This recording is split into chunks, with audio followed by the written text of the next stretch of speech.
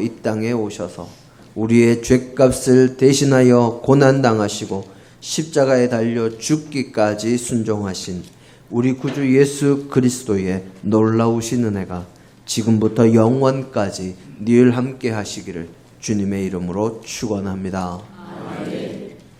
우리는 지금 사순절을 지나고 있습니다.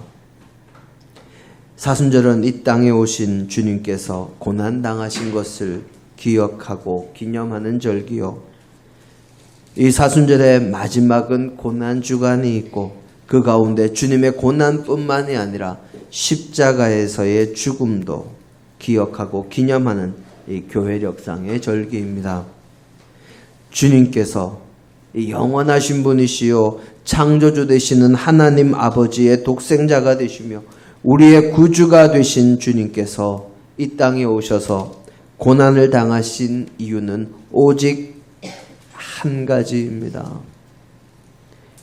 원죄로 인해서 또 우리의 마음속에 여러 가지 죄악과 우리의 삶에서의 죄악과 또 죄악된 세상 가운데 살다 보니까 원치 않게 짓게 되는 이 죄악들까지 우리의 여러 가지 죄악으로 인해서 하나님께서 만들어 두신 영원한 천국에 들어가지 못하고 영원한 불구덩이에 들어갈 우리 죄인들의 영혼을 사랑하셔서 우리의 죄값을 대신 치러주시어 우리를 더 이상 죄인으로 남겨두시지 않기 위해서 주님은 이 땅에 오셨고 고난당하셨고 십자가를 지셨습니다.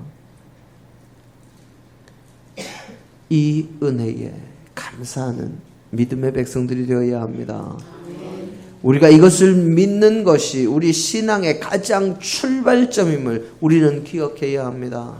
그리고 이 은혜가 우리에게 주어지는 정말 큰 선물이요, 이보다 더 큰 선물이 없음을 우리는 입술로 고백하는 주의 자녀가 되어야 합니다.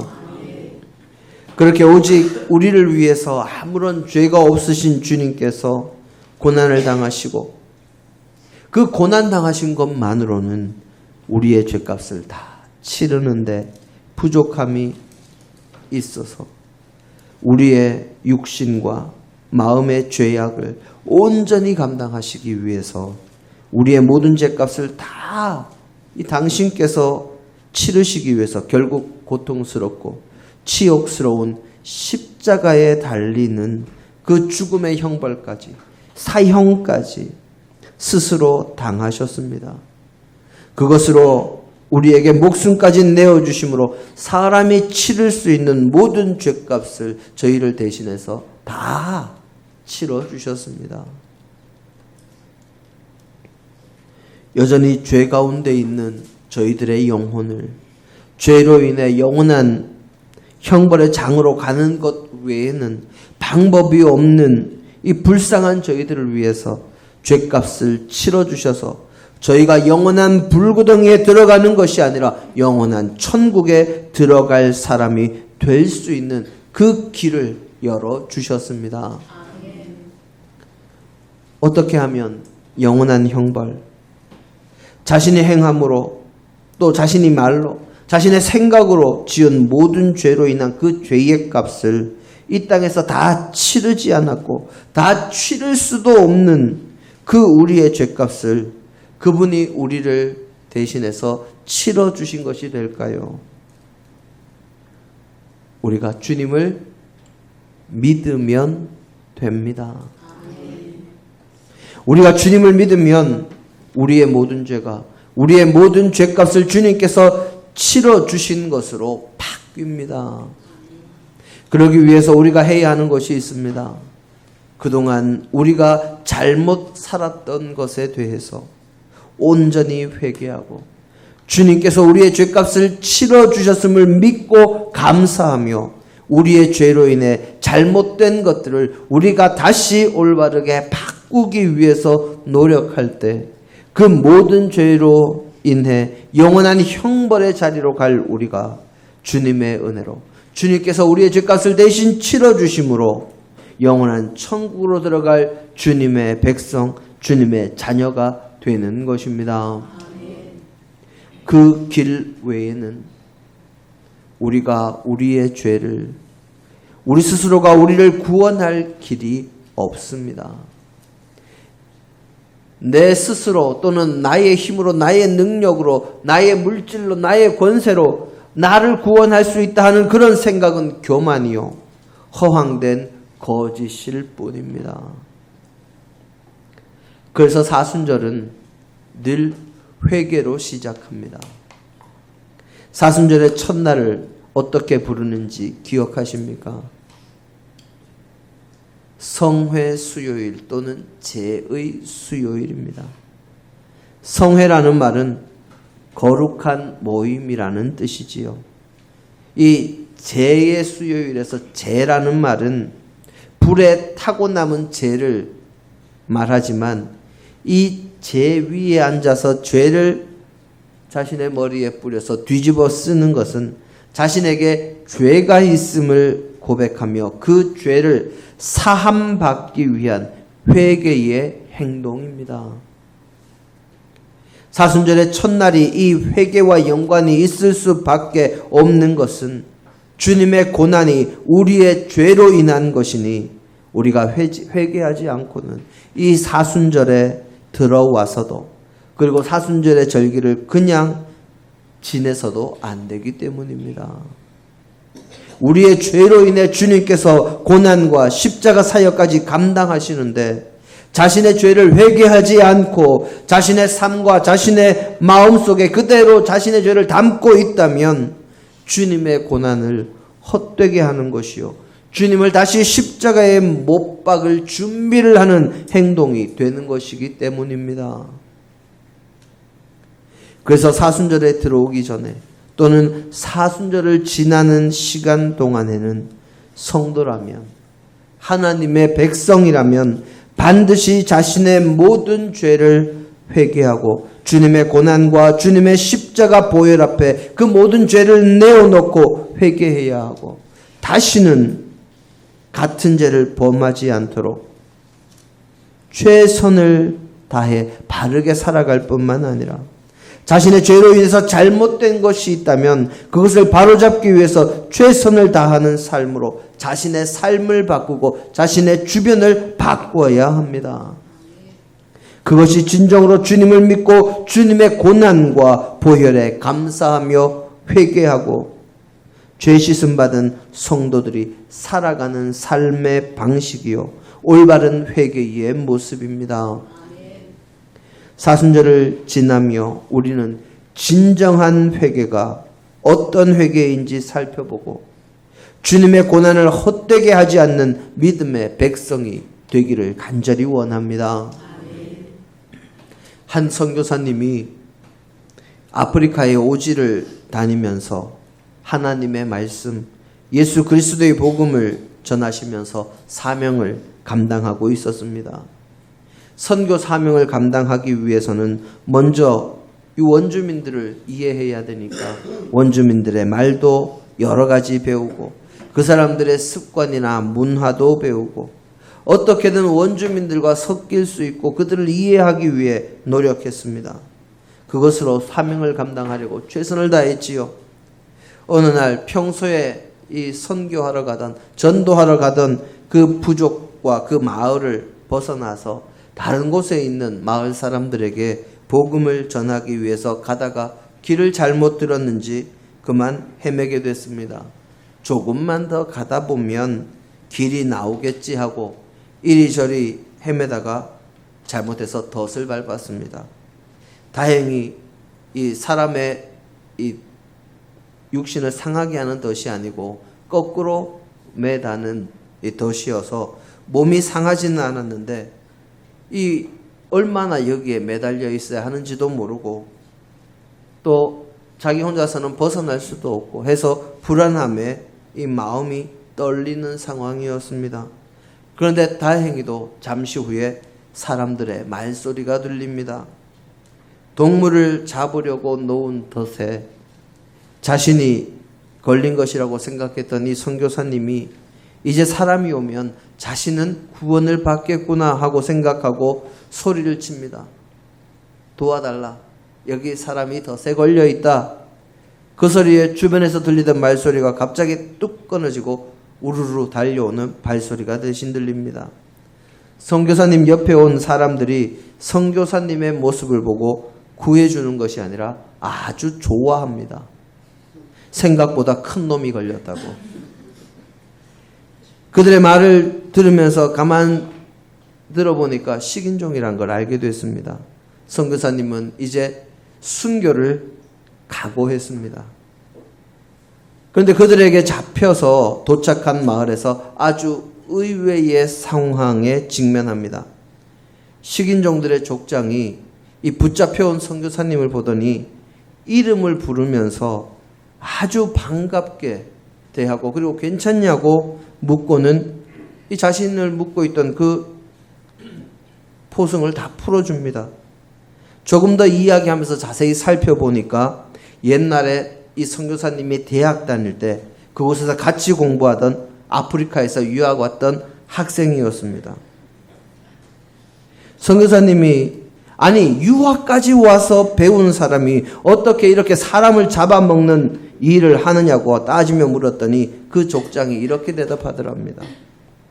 무지한 것들은, 배우지 못한 것들은 사람을 잡아다가 그냥 회도 떠먹고 날 것으로도 먹지만 우리는 그렇게 하다가는 탈이 날 수도 있고 사람 몸에 있는 기생충이 들어올 수도 있다는 것을 배워서 알고 있기 때문에 반드시 꼭 익혀서 먹는다. 웃자고 만든 이야기인지도 모르겠습니다. 하지만 그저 웃어 넘길 수만은 없는 이야기입니다. 사람이 아무리 많이 배우고 많이 알아도 그 배움과 지식이 그 사람을 변화시키지 않으면 아무런 소용이 없습니다. 아무리 많이 배워도 그 사람이 변하지 않으면 그 지식이 오히려 야만의 독이 되거나 오히려 악을 행하는 도구가 되고 말 것입니다. 식인종 족장이 많이 배우니 위생을 위해서 사람을 익혀서 먹는 것처럼 또 범죄자들이 몇 번 범죄를 범하고서는 그 법에 대해서 오히려 잘 알게 돼서 어떻게든 법을 피할 수 있는 방법을 통해서 범죄를 저지르는 것과 같은 맥락이지요. 배우고 아는 것이 중요한 것이 아니라 그것을 통해서 그 사람이 어떻게 변화되고 그것을 얼마나 선용하는가가 더 중요한 것이지요. 문제는 믿음도 회개도 신앙생활도 이와 같다는 것입니다. 교만한 사람의 신앙이 단단해지면 오히려 말씀과 믿음으로 자신의 교만을 더욱 공고히 하는 엄청난 독선 덩어리가 됩니다. 수많은 사람들을 답답하게 만들고 오직 자신만이 옳다고 하는 바리새인이나 율법사 같은 그런 사람이 되지요. 그래서 그 독선으로 주님을 죽였습니다. 그 독선으로 주님을 찔렀습니다. 그 독선으로 주님에게 채찍질했습니다. 탐욕이 가득한 사람이 신앙이 뜨거워지면 자신이 원하는 것이 무엇이든지 가져야 속이 시원하고 하나님께서 자신의 그런 탐욕을 도와주셔야 한다고 그렇게 믿고 말도 안 되는 믿음으로 주님 이것도 주십시오. 저것도 주십시오. 그리고 뇌물도 많이 받아서 제가 부자 되게 해주십시오. 그렇게 고백하게 됩니다. 뭐든지 먹어치우는 아귀처럼 변하고 마는 것이지요. 그래서 먼저 그 사람이 변해야 하는 것입니다. 믿는다는 것은 세상적인 것을 더욱 공고하게 말씀으로 자신을 합리화하며 둘러싸는 것이 아니라 하나님의 말씀 앞에 자신의 삶을 돌아보고 온전하게 하나님의 뜻에 순종하는 사람이 되어야 한다는 것을 의미하기 때문입니다.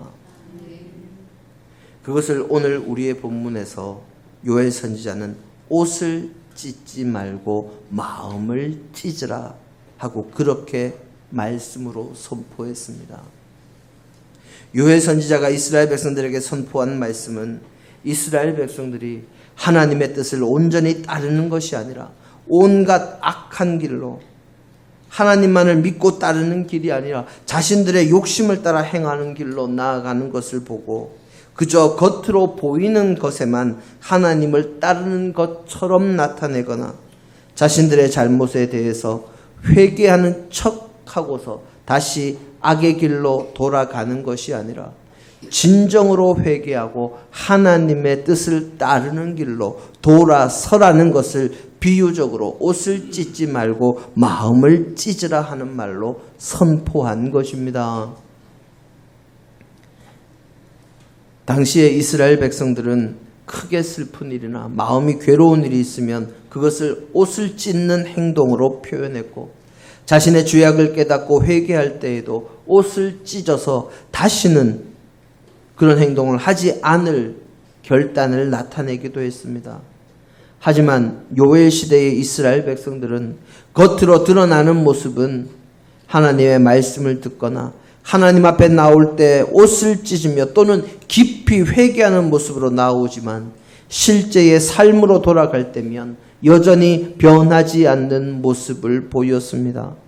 이런 상황에서 요엘 선지자는 하나님의 은혜를 덧입고 싶으면 겉모습만이 아니라 온전히 회개하는 자가 되라는 말로 옷을 찢지 말고 마음을 찢으라는 표현으로 나타낸 것입니다. 제가 얼마 전에 성지순례 갔다 온 것 우리 성도님들 잘 알고 계실 겁니다.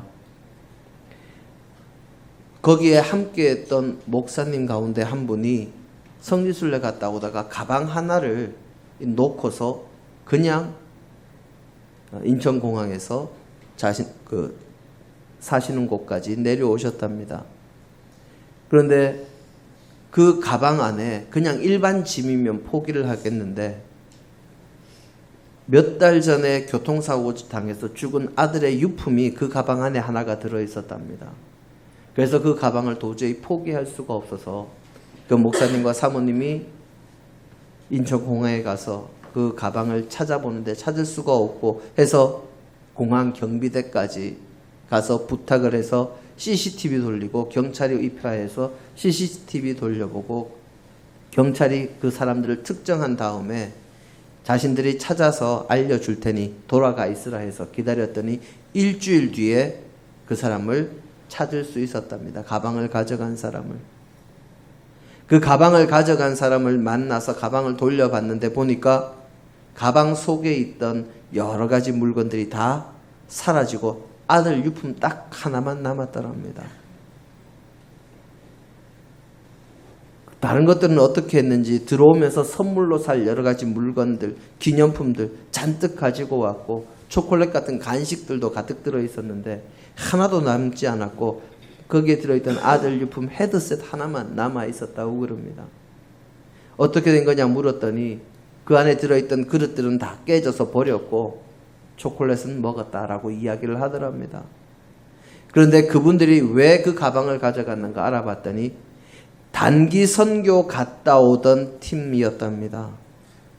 어떤 팀인지 아시겠죠? 여러 명이 한꺼번에 움직이니까 자신들의 짐 옆에 그냥 짐 하나 있으니까 같이 들고 갈 수 있습니다. 이건 누구나 이해할 수 있지요. 그런데 자신들의 가방이 아닌 걸 알았으면 어떻게 해야 될까요?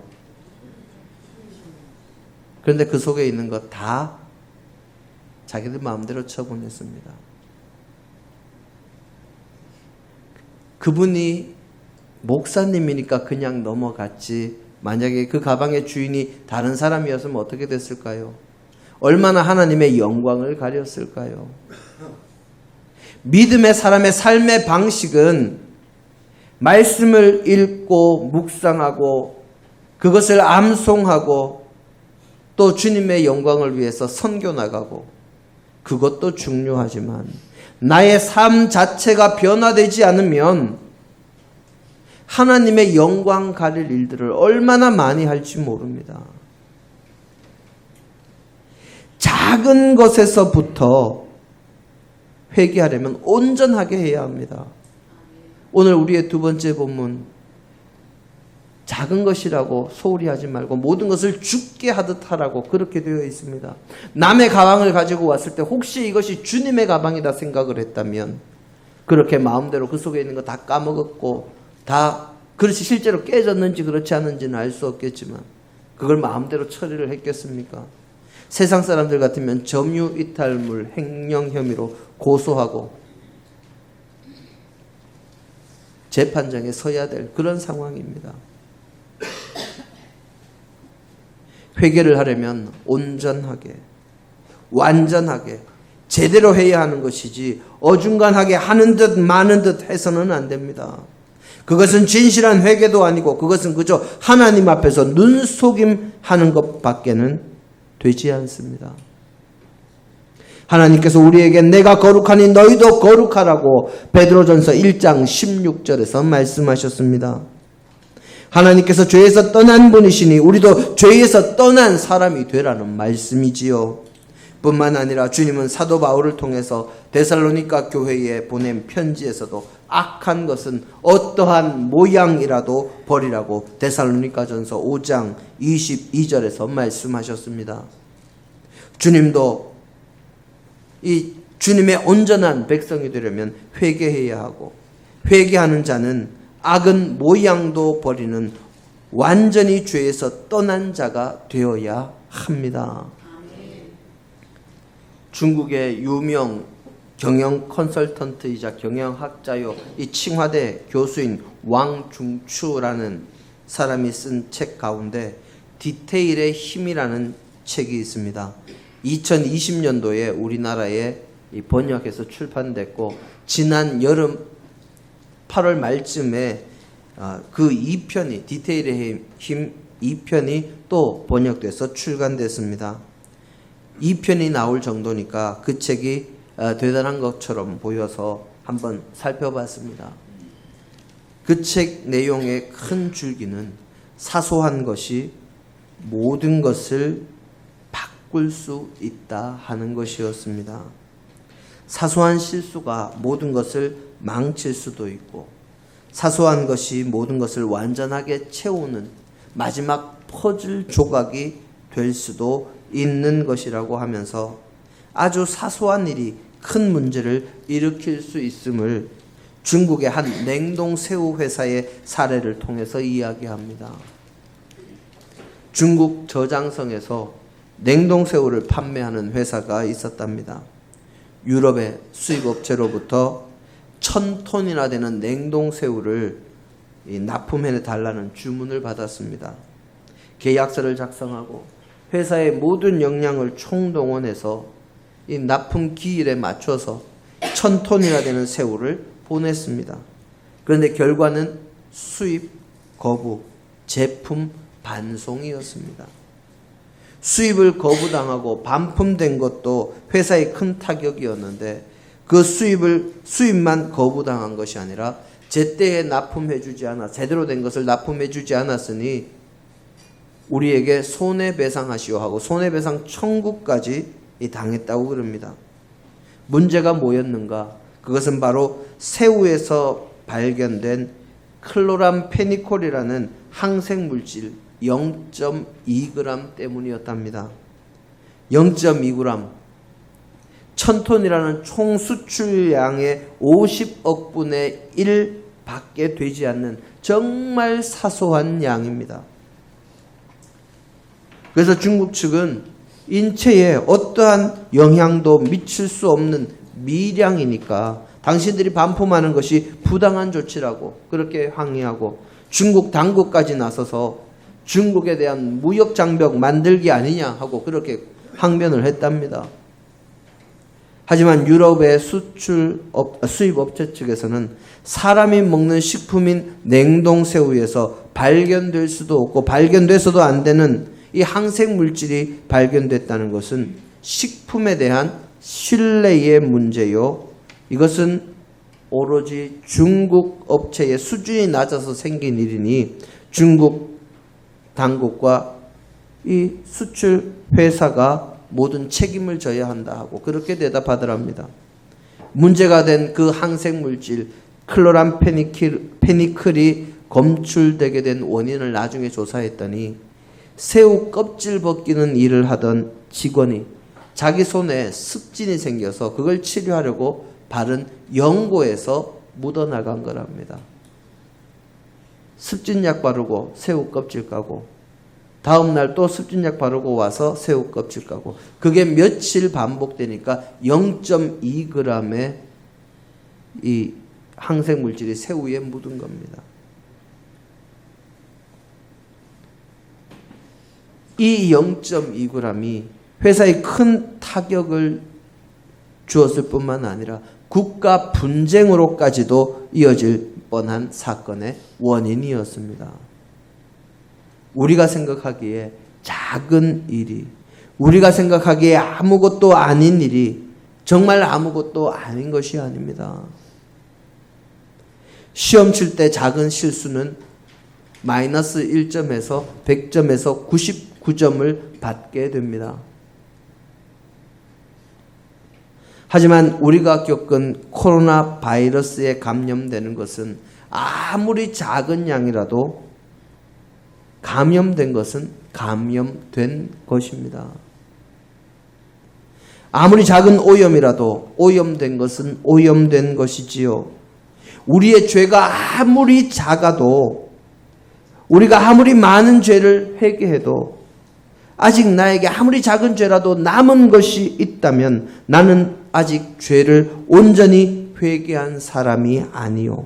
나의 옷은 예수 그리스도의 보혈의 피에 빨아서 깨끗하게 희게 된 온전한 흰옷이 아니라 여전히 죄악의 얼룩이 묻은 오염된 옷일 뿐입니다. 그래서 회개할 때는 1000개, 10,000개 중에 999개, 9,999개를 회개하는 것이 아니라 1000개면 1000개, 10,000개면 10,000개, 그 모든 것을 다 회개해야 하는 것입니다. 온전하게. 일상에서 우리가 흔히 범하는 작은 잘못들 어떤 것들이 있을까요? 정말 흔하게 우리가 범하는 죄, 남 험담하는 겁니다. 재밌지요? 남 흉보면 얼마나 재밌는데요. 한 5분, 10분 그냥 이야기하면 시간이 안 가는 것 같은데 남 험담하면서 이야기하다 보면 어느새 1시간 가 있습니다. 마을 회관에 우리 성도님들이 왜 못 빠지는지 아십니까? 내가 빠지면 내 험담하니까. 그 자리에 없는 사람들은 험담하면서 돌아가면서 험담하는데 내가 빠지면 분명히 내 험담하거든요. 그래서 못 빠집니다. 왜 주일 예배만 마치면 불이 나게 저 마을 회관 갑니까? 내 험담할까 봐. 그런 사소한 것들도 나의 죄악입니다. 그뿐입니까?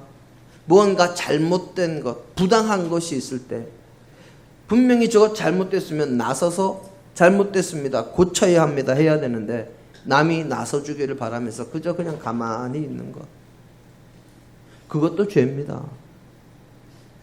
요즘 많이 이 이슈가 되고 있습니다마는 학생들 하나 왕따 당하고 셔틀로 고생하고 고통당할 때 옆에서 가만히 보고만 있는 것도 그 아이에 대해서는 가해입니다. 모난돌이 종 맞는다고 가만히 있으면 중간은 간다. 그건 세상 방식이고 하나님 나라의 방식은 그렇지 않습니다. 강도 만난 자가 여리고와 예루살렘 사이에 누워 있을 때, 쓰러져 있을 때 강도들이 분명한 죄인이기는 합니다. 그런데 거기에 왔던 제사장과 레위인들 그대로 버려두고 도망갑니다. 강도들의 죄악에 동참한 것 아니고 무엇입니까? 사마리아인만이 와서 그를 도와주었습니다. 이런 것들이 우리에게서 바뀌어야 한다는 말입니다. 남 험담하는 것, 선한 일에 나서지 않는 것, 적극적으로 악을 행하지는 않는다 할지라도 남이 악을 행하고 있는 것을 그냥 방치하고 두고 보고만 있는 것, 그것도 죄악임을 잊어서는 안 됩니다. 그리고 그런 사소한 것까지도 우리가 고칠 때 온전한 회개를 하게 되는 것이지요. 우리는 그런 회개의 모습을 사도 바울에게서 볼 수 있습니다. 사도 바울의 회개 이전의 모습과 회개 이후의 모습을 한번 생각해 보시기를 바랍니다. 사도 바울은 주님을 만나서 회개하기 이전에는 예수님을 믿는 사람들을 핍박했던 사람이었지만 회개한 이후에는 목숨을 걸고 주님의 복음을 전했던 사람입니다. 회개한 자는 오직 주님을 믿고 죄악된 길에서 돌아선 자는, 세상을 향하던 길에서 돌아서서 하나님을 향해 돌아선 자는 주님의 영광을 위해서, 주님의 복음을 위해서, 하나님 나라의 사역을 위해서 자신의 모든 것을 바치는 삶으로 그 삶이 바뀌어야 합니다. 그런 삶을 살아갈 때 하나님께서 은혜와 복으로 함께 하시며 하나님 나라의 영원한 별과 같은 자가 되도록 도와주십니다. 그리고 그 길을 걸어갈 때도 사도 바울처럼 자기의 힘으로나 자신의 힘으로 하는 것이 아니라 하나님의 도우심으로 갈 수 있도록 도와주십니다. 사도 바울이 얼마나 많은 사람들의 병을 고쳤습니까? 심지어 죽은 사람까지도 살렸고 그가 사용했던 물건을 가져다 병자에게 얹기만 해도 그 병자가 나았습니다.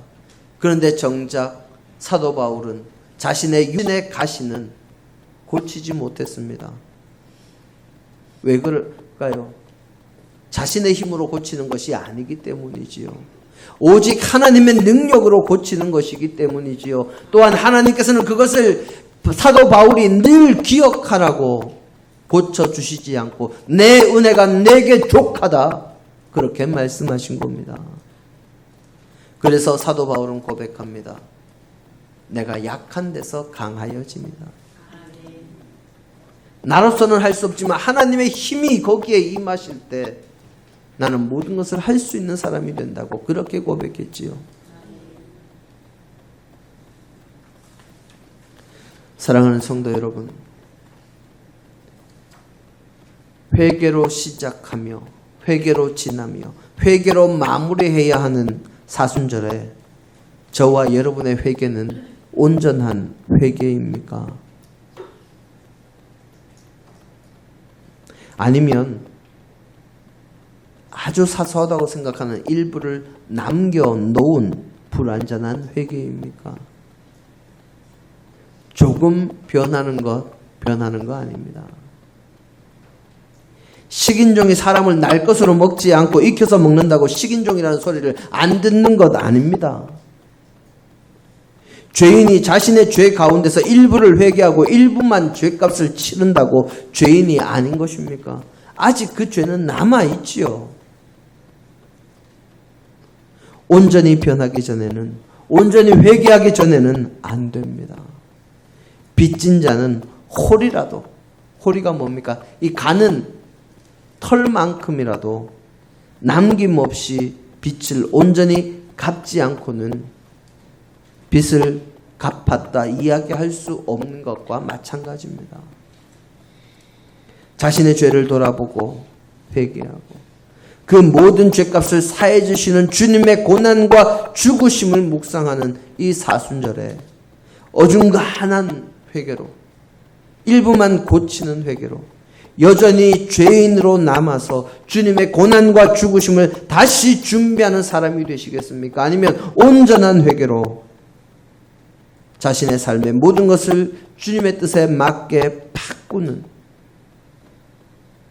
그래서 완전히 구원받아서 주님의 백성으로 살아가는 그 삶을 살기를 원하십니까? 아니면 어정쩡하게 남아있기를 원하십니까?